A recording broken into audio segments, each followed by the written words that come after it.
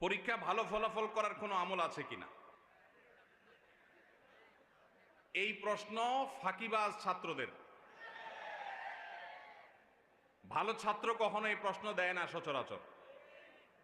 ফাঁকিবাজ ছাত্রের প্রশ্ন কিভাবে বুঝলাম? কারণ আপনি দেখবেন আমাদের সমাজে পোলাপান যেগুলো সারাদিন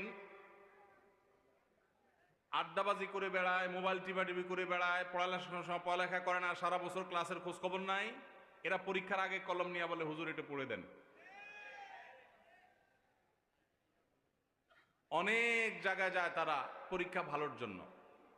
দেখেন, পরীক্ষা ভালো হওয়ার আমল হলো বেশি বেশি পড়ালেখা করা। পরীক্ষা ভালো হওয়ার আমল কি ভাই?